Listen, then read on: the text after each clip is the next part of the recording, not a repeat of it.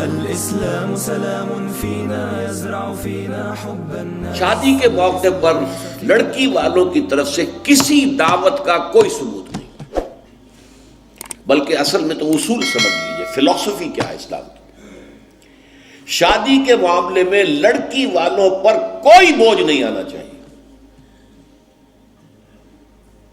سارا خرچہ لڑکے کے ذمہ۔ اب آپ غور کیجئے، شادی لڑکے کی ضرورت بھی ہے، لڑکی کی ضرورت بھی ہے۔ لڑکے کی زندگی بھی نامکمل ہے بیوی کے بغیر، لڑکی کی زندگی بھی نامکمل ہے شوہر کے بغیر، دونوں کی برابر ضرورت ہے۔ لیکن مرد مہر دیتا ہے، عورت مہر لیتی ہے۔ کیوں؟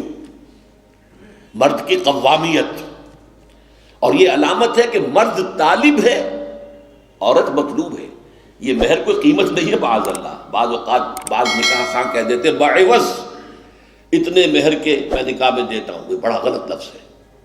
بس مہر کا اعلان کیا جائے اتنا مہر ہے، بعوض نہیں، یہ کوئی اس کی قیمت نہیں ہے، کوئی خریداری نہیں ہو رہی ہے، لیکن یہ ہے کہ علامت ہے، ٹوکن ہے۔ ایسا بھی مہر مقرر کیا گیا، کسی کے پاس دینے کو کچھ نہیں تھا، حضور نے فرمایا اچھا اپنی اس بیوی کو اتنی سورتیں قرآن کی پڑھا دینا، یہ بھی مہر ہو گیا۔ تو یہ چیز ہے کہ طالب ہے لڑکا، اور اس کا گھر آباد ہونا ہے۔ لڑکی کا معاملہ جو ہے وہ اس کے برعکس ہے، اس پر کوئی بوجھ نہیں آنا چاہیے۔ اس کے ماں باپ نے پال پوس کر تمہارے حوالے کر دی، شرم کرو کہ اس کے بعد تمہیں کچھ مزید چاہیے اس سے، اس سے بڑی بات کیا ہے؟ لہٰذا لڑکی والوں کی طرف سے دعوت طعام کا کوئی ثبوت نہیں، اس کی جڑ کٹنی چاہیے، زیرو، کوئی مشروب بھی نہیں، کوئی اور نہیں۔ بلکہ آپ کو معلوم ہے نکاح کی محفل میں چھوارے کون لے کے آتا ہے؟ لڑکے والے۔ اور پھر پلاؤ متنجن کس سے کھاتے ہیں؟ ذرا دیکھیے کس قدر یہ مزہ کا خیز صورت ہے۔ فرض کیجئے گئے ہیں آپ کسی کے گھر پر جا کر، لڑکی کے گھر پر جا کر نکاح ہو رہا، نکاح ہو گیا، اب چھوارے جو ہے لڑکے والوں کی طرف سے، اور اس کے بعد دعوت ہو رہی ہے، پلاؤ متنجن بریانی کس کی طرف سے؟ لڑکی والوں۔ کو عقل کے ناخن لو، تو کیا چھوارے نہیں وہ بانٹ سکتا تھا جس نے تمہیں مرغ پلاؤ کھلایا؟ یہ کیوں ہے؟ اس کو سمجھیے۔ ہمارے ہاں دو تہذیبیں گڑبڑ ہو گئی، ایک اسلامی تہذیب اور اس کا تقاضا، ایک ہماری جو پرانی ہندوانہ تہذیب ہے اس کے اثرات چل رہے ہیں۔ کوئی ثابت نہیں ہے، اس کی جڑ کاٹی جائے، کمی نہیں، جڑ کاٹی جائے۔ پھر میں کہوں گا کمی بیشی جو ہے یہ پھر وہ ریلیٹیو ٹرمز ہو جاتی ہے، تو جہاں انگلی رکھنے کی جگہ ہوگی وہاں پورا ہاتھ اور پوچھا رکھ دیا جائے گا، جڑ کاٹی جائے۔ یہ دوسری ہم نے تجویز پیش کی۔ نتیجہ کیا نکلا؟ ان دو کو جمع کیجئے، لڑکی کے گھر پر کوئی فنکشن ہے ہی نہیں، جانبین مسجد میں جمع ہوئے، یہ لڑکے والے بیٹھے ہیں، وہ لڑکی والے بیٹھے ہیں، دونوں یہاں ہیں۔ ان کے یہاں کی خواتین بھی یہاں اندر ہوں گی، ہمارے یہاں خواتین ہال ہے۔ مسجد میں آئے، نکاح ہوا، اپنے اپنے گھروں کو جاؤ، کوئی تکلیف نہیں۔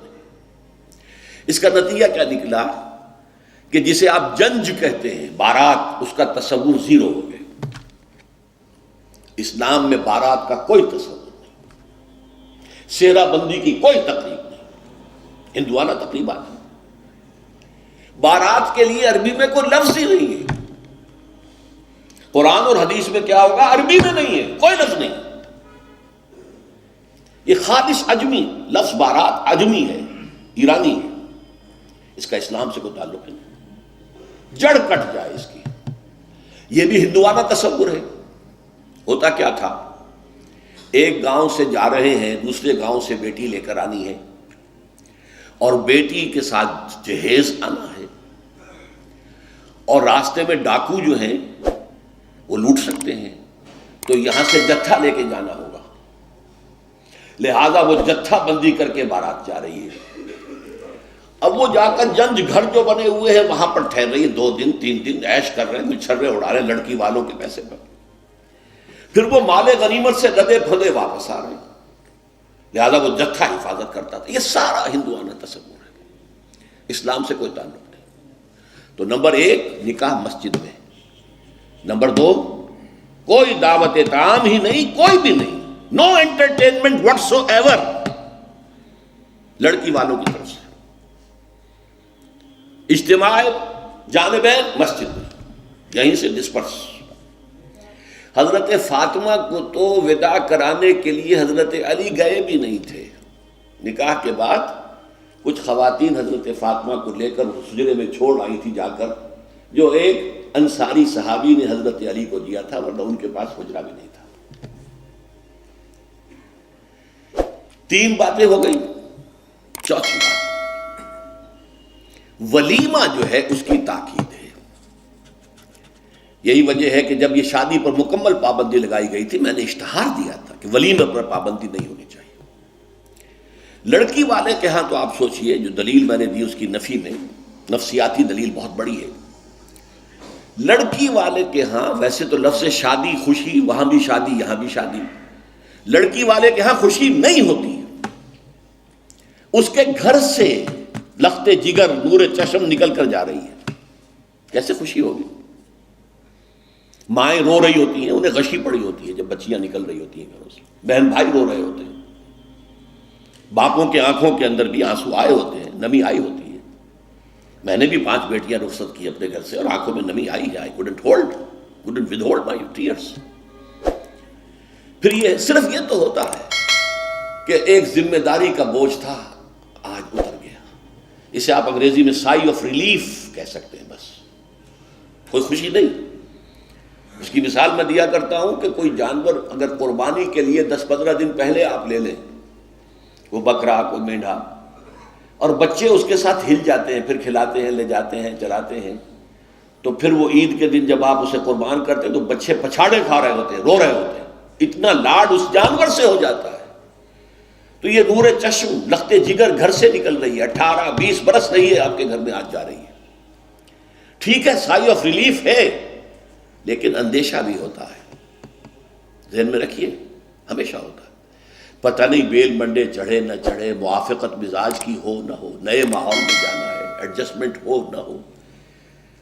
اپنی حد تک پورا اطمینان کر لیا ہے, دیکھ لیا ہے, سوچ بچار کر لیا ہے, لیکن کیا کہا جا سکتا ہے. ایک بالکل یوں سمجھیے کہ ایک نیا ماحول ہے, نئے جگہ جا رہی ہے, لہذا وہ اندیشہ بھی موجود ہوتا ہے. لہذا واقعتاً لڑکی والوں کے ہاں خوشی کا موقع نہیں ہے. ان کے ہاتھوں مرغ پلاؤ کھانا بے غیرتی ہے. ہاں, لڑکے والے کے ہاں خوشی ہے, اس کا گھر آباد ہوا ہے, اور اسے حکم دیا حضور نے, اولموا ولو بشاۃ, ولیمہ ضرور کرو, چاہے تمہارے پاس ایک ہی بکری ہو.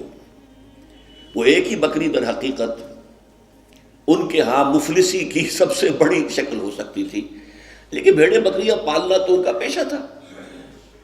تو کسی کو ایک ہی بکری پالنا بہت ہی غریب ہے. فرمایا اسی کو ذبح کرو, کھانا کھلاؤ اپنے دوستوں کو, اپنے احباب کو, سیلیبریٹ کرو. سیلیبریشن تمہارے ہاں ہونی چاہیے, مرد کے ہاں.